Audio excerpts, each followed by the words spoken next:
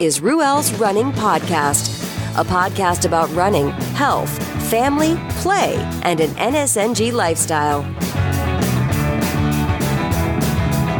And now, here's your host, Ruel.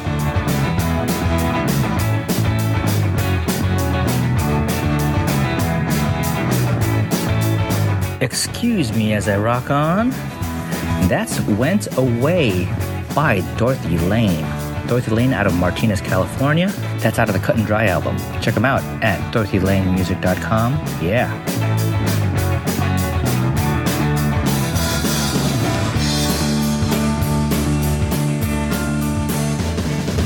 Hey everybody, it's Ruel Abadam here. I'm going to talk about my experience at the Berkeley Trail Adventure this year.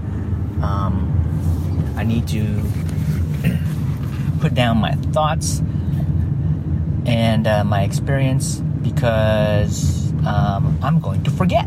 And another event is quickly approaching, and if I don't do this now, then I'm likely going to merge the two experiences into something that is not real. So, the Berkeley Trail Adventure.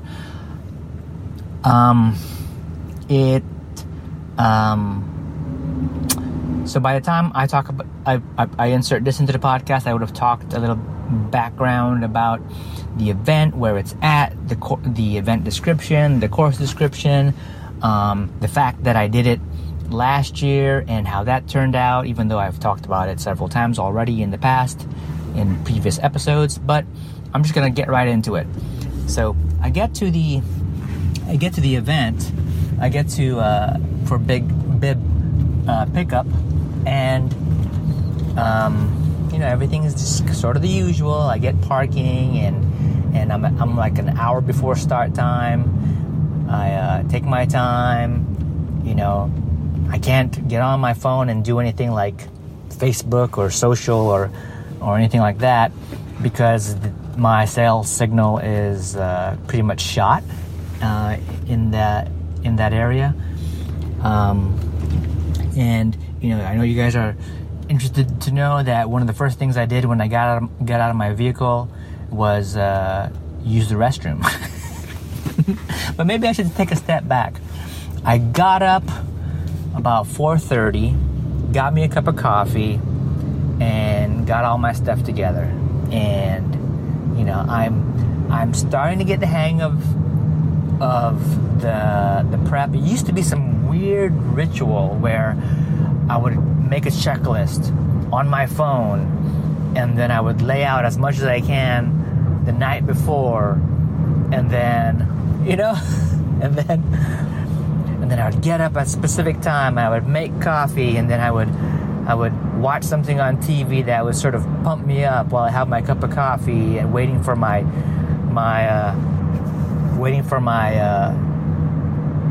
body to say it's time to take that early morning dump, so you don't have to worry about taking a dump when you get to the event. That kind of thing. But now it's like, figure everything out for the most part that morning. Do a little of the night before prep, like the stuff that I definitely don't want to forget. So the prep is the usual. Make a water bottle solution of my fuel, which is basically a concentrated batch of the plain UCAN Superstarch. Make sure that I pack some nuts slap that on my pack, and I grab several meat bars, and I trim the edge and the corners of the outside packaging so that they can fit nicely in the pockets of my shorts. And I make sure that I have the Vaseline and the what is it called? The Glide product, the anti-chafing product. I have that. Make sure that I have that nearby while I'm getting ready so that I don't forget to lube up. The pack, the water, fill the water in the bladder. And grab a Ziploc of several electrolytes. So electrolytes, nuts, meat bars, the super starch and the water. That's what I have on board. I have a pack. In the pack, I have my portable audio device with some earbuds tucked away somewhere securely, so that when I'm in the mood for music during the run, I have something to listen to. I have my trekking poles strapped onto the pack. So that's pretty much it. Got shorts, got arm sleeves, got a tank, got a buff, got a cap, got my shades. You know, I can't forget my shades. It's so easy to forget to bring the shades when it's still dark out. So I have to set that aside so that I don't forget it. I usually like to take my driver's license, a debit card, and the insurance card and tuck that away in my pack, just in case. Also, make sure that I have a set of keys. I had a drop bag, not because I needed to set up a drop bag, but I just needed something to carry some dry clothes in case I wanted to change or needed to change right after the event. A big old towel. What else did I bring? That was pretty much that. I'm pretty sure. Oh, I had gaiters. Obviously, my socks and my shoes. I still wear the Injinjis, the toe socks. I like them. And that was all the gear. That was all the prep. You know, lube up lube up my crotch, lube up around my armpits, and lube up around my ankles. Weirdly enough, so that I can use some of that Astroglide to keep the socks sort of in place. I don't know why that is, but that's just kind of what I've done. I use some of the Astroglide along the front of my thighs and the back of my thighs, so that I could keep the inner lining, sort of they're like biker shorts, sort of sewn into the shorts, a thin inner liner. They kind of hug my thighs. What else? Yeah, and obviously I had my iPhone. I keep my iPhone tucked away in the breast pocket of the vest, and that's that. So I get up about 4:30. I get all that done, get the coffee done, and I head on out the door. Get to the event. Parking is free. First thing I do is I use the loo to get to the head, and just make sure that I drain a bit. Wash my hands, not really, because all they've got are hand sanitizer type stuff. So gross. I had arm sleeves as well, so I had arm sleeves. I had a light jacket, but as well, got my number, went back into the truck, secured my number onto my shorts, and decided not to have the gloves, because I also had gloves just in case. Didn't need the gloves, because a lot of times I warm up pretty quick, and then the gloves just end up just dangling on the side of my pack along one of the straps. So no gloves, and opted to not take along the shell, the jacket. With the arm sleeves, I had enough sort of barrier to keep any light wind off of me until it was time to actually warm up during the run. So then I just sort of hung out by the start. Spotted a couple folks who I know. One was Dago, and the other I didn't spot till later in the middle of the race. And just kind of hung out, just squatted, just squatted on the ground, waiting for the start. Snapped a few shots right closer to start time, and pretty cool. And I'll get right into the event. I gathered with the group. The group was the 50K and the 35K? 35K and 50K. Started at the same time. Got some last minute instructions by Tim. And, when 8 o'clock rolled around, I think it was 8 o'clock. It might have been 8 or 8:30 was the start. When it rolled around, then we all went on our merry way. I didn't have the trekking poles out right away. I just kept them on my vest.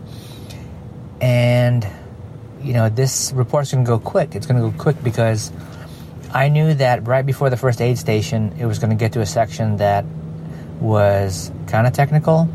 I remember last year going through that section, just following another runner, that Mac, and we were going pretty brisk and over the technical spot, and I really enjoyed it going through it last year. But I knew that by the time I later on I paid the price because my feet hurt. I think I wasn't used to all of the big rocks and stuff, and how I was sort of kind of going through that early section of the course.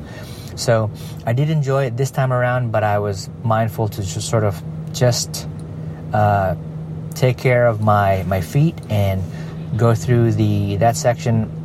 Still enjoy it, but man, don't do anything crazy like because I still had the rest of the course to go. It was still pretty early. The first aid station was approximately 3 or 4 miles down. So I remember last year when I got to that aid station, I practically didn't do much. I just kind of went past it. I don't think I did anything there. And then by the time I carried on, because after the first aid station, you start a climb. And I remember suffering through that climb. I just had a miserable time. And so I just wanted to play things differently this time around. So I got to that first aid station. I made sure I got some water and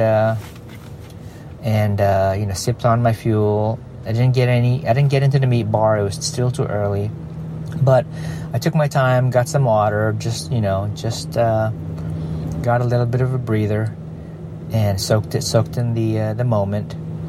And so what was different this year was that I brought trekking poles this year, where last year I didn't. And so I carried on after aid station 1 and up and did the climb. And either it's just growing a little bit with fitness, definitely using definitely the poles. I definitely had a better time going through that section, until I got to the aid station 2, which was at Inspiration Point. And so I feel like I'm doing much better this year, and I'm having a good time. I get to aid station 2, and I take my time. I get in some fuel. By this time, it makes sense that I to get into the meat bar. I don't remember exactly if I did, but generally I'll get into a meat bar no earlier than 2 hours into a run. And I took my time at that aid station, and I didn't need the restroom. Last year I had to hop into the restroom. It was good. It was good. Got a lot of water, and just sort of assessed myself to see, how I'm feeling. And I got some last minute directions from the volunteers at that aid station, describing when the next aid station 3 would be. And I confirmed that it was the section before the big loop. So aid station 3 would have been about mile 16, I think. So we were so aid station 2 was approximately mile. No, that couldn't be right. 4, 8. That couldn't be right. My calculations are off. But my recollection though is that I left aid station 2, and I would get to it was aid station. It would have been I don't know, maybe I gotta look at the information, but I knew what I was dealing with, and it was a section that I started slowly starting to feel, like, okay, I have to do a bit more work. So, maybe I can find it as I talk. But I was still feeling I was doing way better this time than I did the previous year, and it was funny, about mile I want to say 12 or 13. I'm just kind of by myself, and I'm putting in some work, meaning I have to focus and kind of just try to stay consistent with my movement. And so yeah, it was so the first aid station was 4 miles, was at 4 miles, and the second was 4.8 was the first aid station. Then the second aid station, what I call the inspiration point, was 10.8 miles. So the third aid station would be at 14.9 miles in. So between the 10.8 and the 14.9, I started to feel, like, oh, I gotta work, I gotta focus. And I remember I was at a section, and I could hear someone in the back, but I didn't want to turn around. I just wanted to just focus on my movement. And then I hear, Ruel, right? And I turn over to my left, and it's Chiping. And I'm like, hey! And, Chiping, I caught his post on Facebook before I lost cell connection. He was making his way to the event, but he had missed a train pickup. So he was estimating that he was going to be like 10 minutes late to the start. So there we were, somewhere between 10 and 14 miles, and he caught up to me, knowing that he did a late start, which means, he's putting a lot of effort, and he's way more fit, and he's faster, right? So I'm just kind of chugging along, and he caught up to me. And it was interestingly, and we talked about it when we were running together, we met up basically at the same spot we met up last year, and I talked about it in last year's run report regarding the Berkeley Trail Adventure. And yeah, we caught up a little bit. He had trekking poles too, and he was carrying a plastic cup.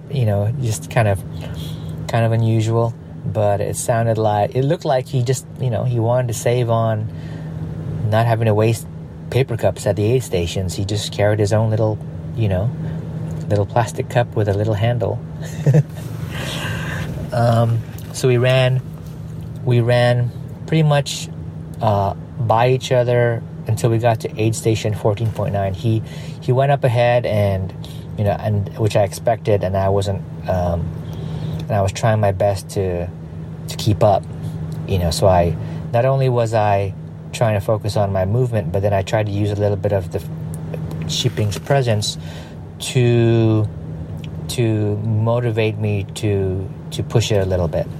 Then we met up at aid station 3, 14.9, and that was another spot where last year Shipping gave me instructions, because it was pretty hot that year, to get some ice and and cool off and get a lot of calories in and all that good stuff.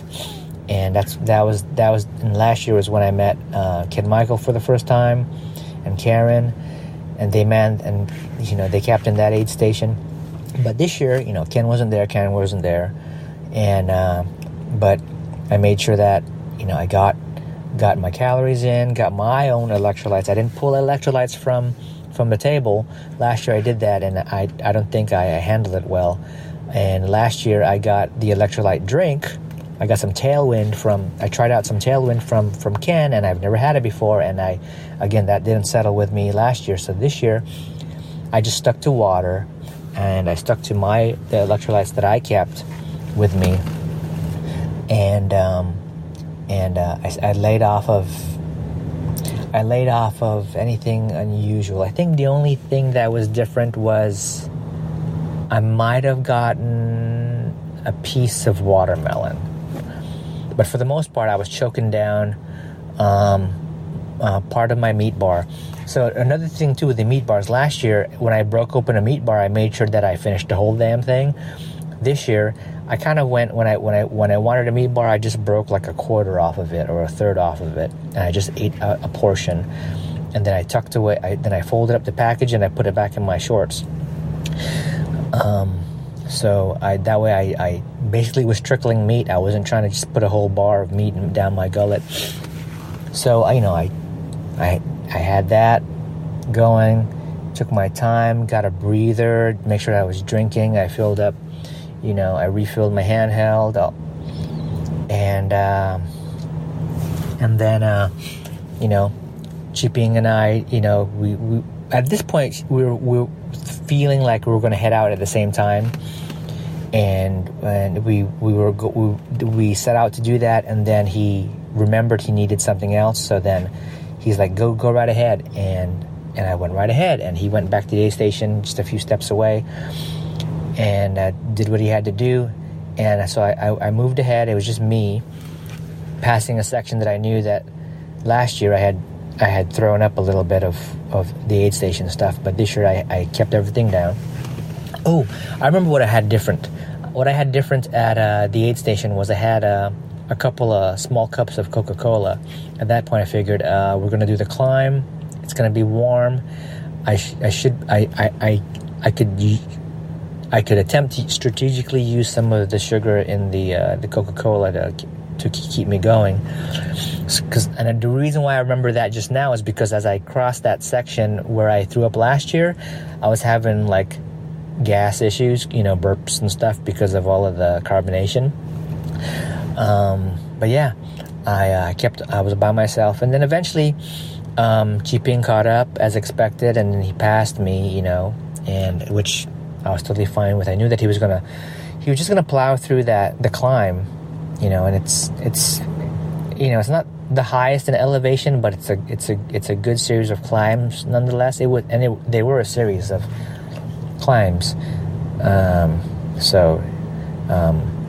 Eventually I was all by myself again, and I was going through the first big climb, and I was struggling, but I was using my poles. But I was struggling, but I was trying to just be mindful to just keep moving. And then through the series of the climbs, someone caught up to me, and he was hiking up the hill alongside me, and I looked over and I could see he was carrying a plastic bag, and I looked through the plastic bag and I realized he had ribbons and signs in there, and I was like, are you sweeping? And the guy looked at me, he's like, yep. I'm like, dang, deja vu. Then he proceeded to tell me that, the getting to aid station 4, which is basically returning to aid station 3, was going to shut down at 2:00. And based on time, I should be able to make it. I remember last year when I got to that aid station, they were pretty much packing up. Karen and Ken were packing up that aid station, and I asked for some water, and they had to find out where they had placed it and stuff. So, and last year, Karen was like, you gotta go, because I was asking what my time, how I was doing with time. He goes, you gotta go because I don't got room for you, basically. So it's like, yeah, I'm sucking on time, and there's no way I'm gonna catch a lift if that was what she thinks that I was asking. But it was some tough aid station sort of crew type encouragement right there, and it was cool. I didn't mind it, but here I was this year doing this climb, and the sweeper was alongside of me. His name is Brady, by the way. What's up, Brady? I don't think you listen to this podcast, but shout outs anyways. And he's like, "What's going on? How are you doing?" And he that was what he asked later on, because he said, "Don't let me sort of stress you out. Just keep on going, and I'm just gonna do what I gotta do." So I left Brady, and I kept on doing the climbs, and I told him too, because he wasn't sure about how much climbing there was. I said, well, this is just the first of the climbs, and then there's a series of second climbs that happen when you think that you're done, and it's sort of like I forgot how I described it. It was sort of like soul crushing, because for me, doing the first climb was like, got over this thing, and I'm kind of coasting going through the canyon, and then it's like, crud, there's a big climb I could see up ahead, like, the trail's veering off, so I'm avoiding that big climb, but it turns out you're going to the backside of that bigger climb, and then you're doing a series of climbs behind it, and that's where the soul-crushing portion is for me. And I told him that's what to expect, but I left him, and I kept on trying to just make good time, and then I just really started to suffer, and I had to just stick my sticks into the ground and get a breather, and I did a few of those. And then he eventually caught up to me. Brady caught up to me, and he's like, what's going on? How are you doing? As well, just, ever since, I don't know, I want to say mile 12, my calves have been seizing up here and there whenever I tried to pick up my pace. So I was stuck in a gear, the way I visualize it. I couldn't get out of, second gear, right? Aerobically, I was fine. Mentally, I was fine. And then I'm like, I wanted to go push it, and then my calves would seize up. And then because of the climb, not only did my calves start to give me problems, I had to kind of take it easy. The front of my hips, there's a section, like the top of my thigh, my right thigh started to seize up too. I'm like, oh, great. So I was taking a break to try and ease things and sort of try to stretch things out when Brady caught me a second time. Then he said, you know what, I'm going to leave the markers here for you, right? I'm going to head over to the aid station, see where they're at, find out what's going on. Then I'm going to come back, I'm going to backtrack, meet up with you, see how you're doing, and then we'll assess and see if there's anything else we need to do, if we need to contact Tim, and so we're really talking about as if I'm not in any shape to continue, which I'm in perfectly fine shape to continue, not the best shape, but I can continue. But I think he was thinking worst case scenario, and the fact that I'm in sweep territory, right? So the question is, do I continue like I did last year and just try to finish the course, and which was my intent, which was my sentiment, but it was sort of, we'll have to see. And I was asking him questions about the other sections of the course, because last year I got to Inspiration Point and they tore down the aid station, and markers were taken away from the course, and I got lost. So I was trying to figure out if that was going to be the case again, based on my timing. So, and that laid into the decision making once I got back to aid station 4, which was the same as 3, right? So Brady left, and I just was left plowing through, and I was feeling fine. I was doing what I got to do, still stuck in a gear, hoping that would change. I was making sure that I was taking my electrolytes, getting my fluids, getting my everything I could. I was trying to stay positive and get in a good mental spot. Eventually Brady met up with me, and he was putting in some work, and bless him, he didn't need to do all of that, but he did. I guess he wanted the workout. And he said, well, they're at this point, it's clear that I wasn't going to make the aid station by the scheduled closure of the aid station, but he did say they were going to hang around and wait for me. So, which was great. So he said, I have a couple extra gels for you if you need it. And then he gave them to me, and I thanked him. And he just carried on heading back behind to the course sections of the course that I completed, so that he could sweep up. So I got to the aid station, and there was the aid station crew. There was 2 guys, and there was a ranger. Apparently the aid station equipment was all loaded into the ranger's truck. They had a couple of pitchers of water on the tailgate waiting for me to use. And at that point, I'm like totally on the fence. Like, okay, aid station's done. I already know what to expect. So you know, depending on how the wind blew, determined how I was gonna fall off the fence, and I fell in the direction of, I guess I'm done, right? So, yeah, I'm either way. I'm done or I carry on. No one's telling me like last year, just I have no room for you, just go. No one kind of gave that little bit of like, there's no other option. In my mind, I was already telling myself, well, if I carry on and I get to where I need to get, I'm out of water. Okay, that's not good. Even though I have a pack, you know, I need an aid station for some reason.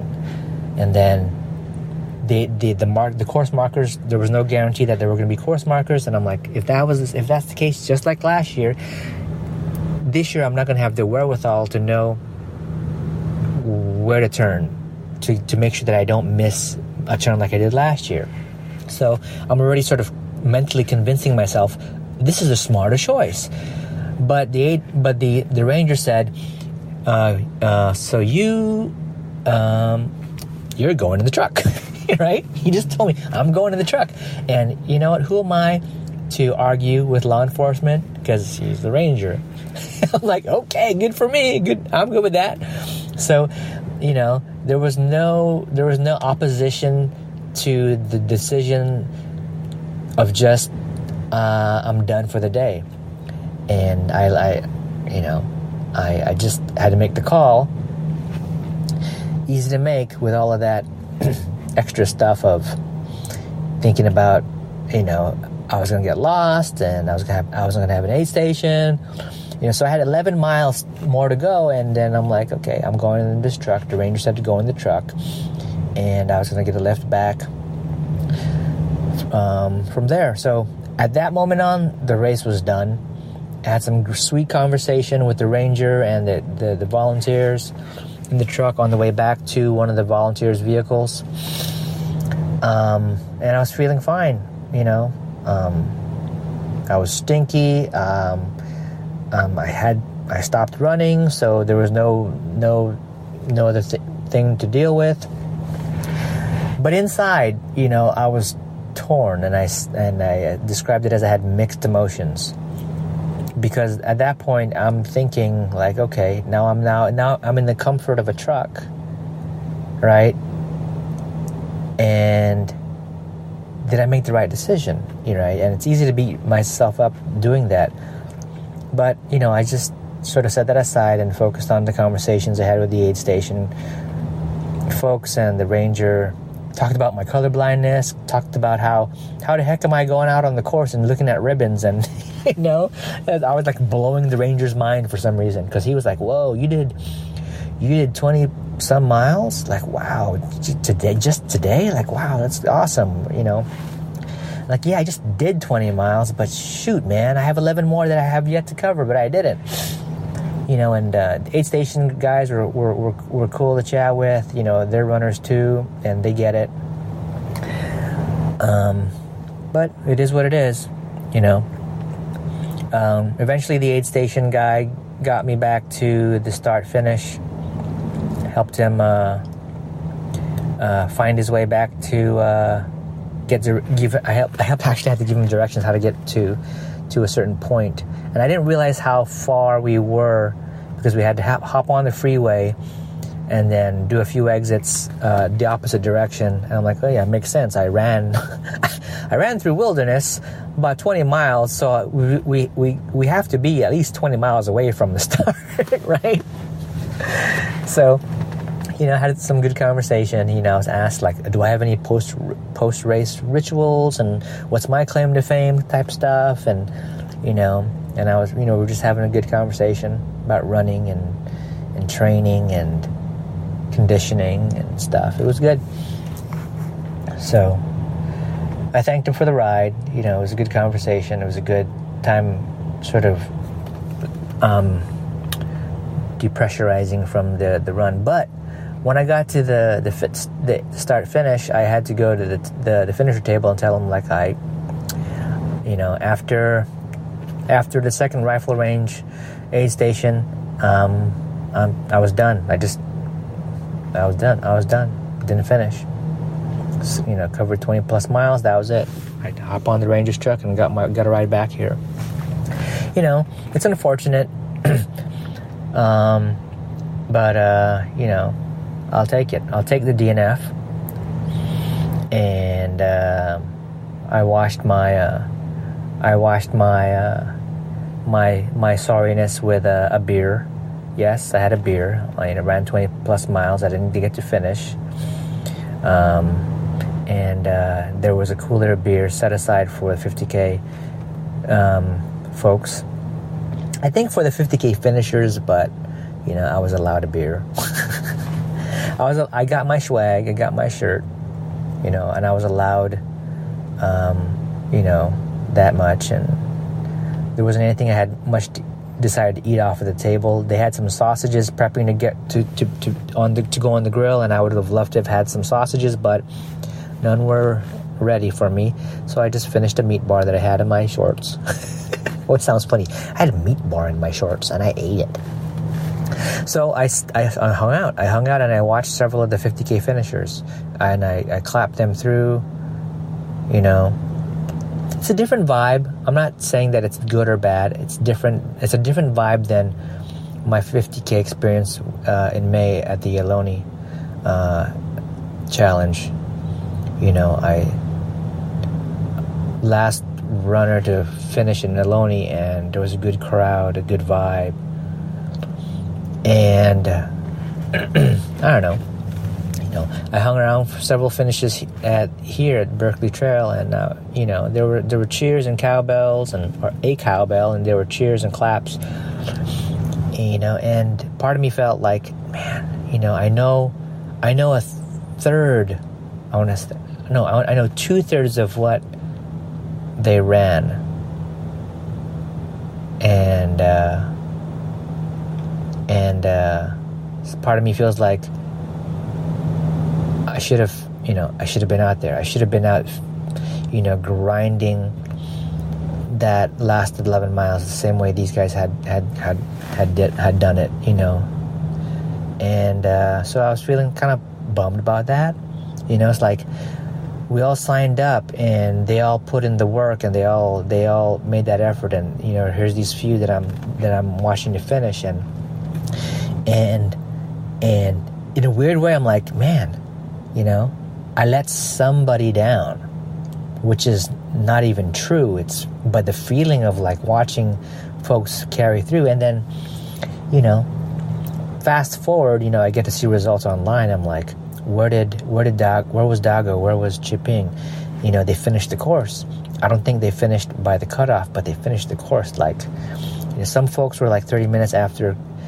There were several of them, and some were like, I don't know, maybe like 30 as far back as 30 minutes after cutoff. And I wondered if I stayed on, how much after the cutoff I would have needed to finish. I was thinking maybe I would have been 30 minutes as well. Maybe I would have been 45 minutes. I don't know. So I was playing that game, feeling a little of regret, remorse, guilt, some weird shit like that. But I had to just let it go. And the good thing was that I was able to get home earlier and, participate with activities with the family earlier than later. And, that was what happened post race. Spending time with the family was a great experience. And oddly, and it's going to sound weird for some folks, but oddly, as later in the day, I felt pretty wiped out. And I didn't expect to feel wiped out because I didn't finish the damn thing.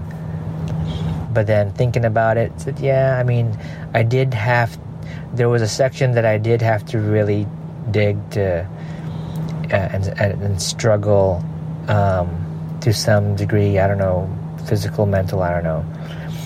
But,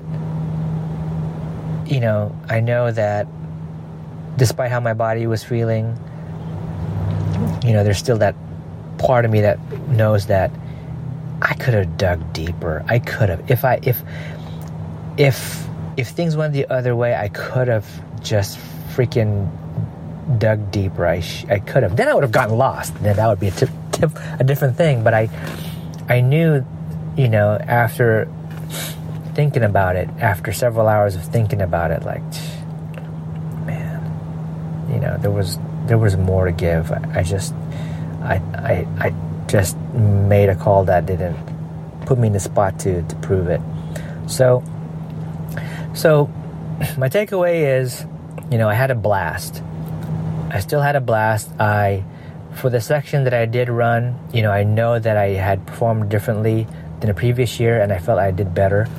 It's just the end result was pretty much the same. I didn't finish. I covered more mileage last year than this year. For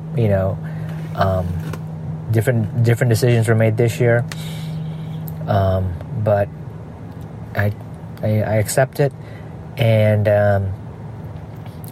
that's just sort of it. That's sort of the insight into what I was thinking and how I went through stuff at the Berkeley Trail Adventure this year for me. And so that's that. And so fast forward to today, and I have since signed up for a 50-mile event, which is going to happen in a couple days, in a few days, not a couple, this weekend. Dick Collins 50, put on by Cena Performance, and they're taking the old name back. They're the Fire Trails 50, Dick Collins Fire Trails. There's also a 100K race that's on the same day. There's a 50-miler and a 100K. And so the Berkeley Trail Adventure and the Dick Collins 50, they're just 2 weeks apart. And I had to take several days to think about if I was going to sign up for it. I knew that it was coming up only 2 weeks after the 50K, and it's a totally different thing than looking forward to doing a 50-miler in December, because I would have had more time to prepare. So I was like, this is not ideal. Dude, this is not ideal. But it's an opportunity to get into something. Is it the smartest thing? Probably not. Is it? But I signed up. I signed up because, I kind of sat there and I had the registration form filled out, and I was just kind of thinking, do I or do I not? And then I'm like, something's going to hit me and a decision will be made, and some impulse had my finger click the thing, and I registered. So then at that point on, I'm registered. Money's paid. I'm in. So what do I do? How do I what do I do with myself between that 50K at Berkeley and this upcoming 50-miler? This would be my second 50-miler to register. The first one is in December. I'm probably not going to be able to make it, but I'm in for it. I didn't pay for it because it's a fat-ass format, so there's no fee, but I'm registered for it. I hope I can. Hope things change and I get to. Anyways, that's that. Then here I am. I've registered for a second 50-miler, but it's just like, at the doorstep, and I don't know what to do with myself. I got a hold of Tony Portera, and he's like, oh, it's too soon. I'm like, yeah, I know. It's not ideal. So, but I don't know what to do with myself between here and there. He's like, He's like, well, put in a 10 miler on the weekend before the week out, then do like 5 miles easy, or then do some sort of like progression type run too.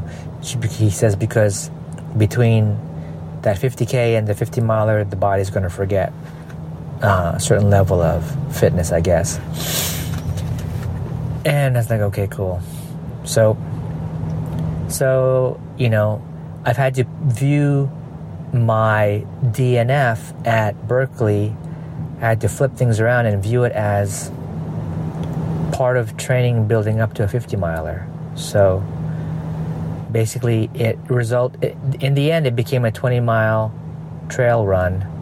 training run, leading up to a 50-mile trail run that's going to happen 2 weeks later.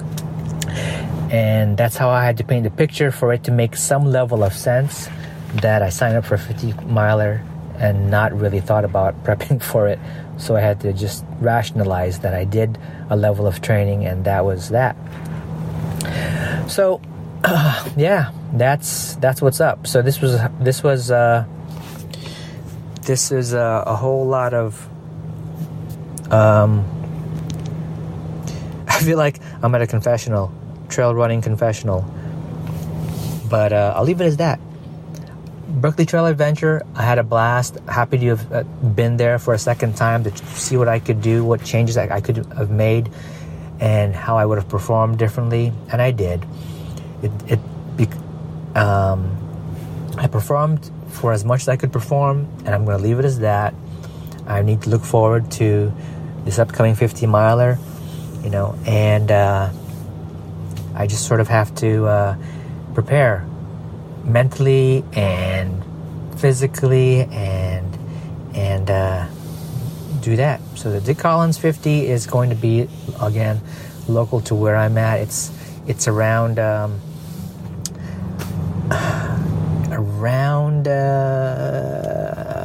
what is it? Hayward, Castro Valley. This is around where I'm at. When I did the Lake Chabot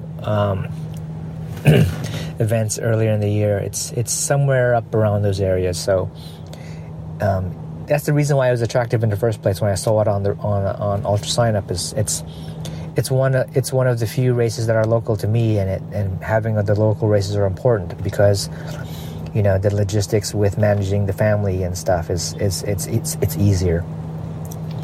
So yeah, I'll that's that for this episode. Thanks for listening, guys. I appreciate it.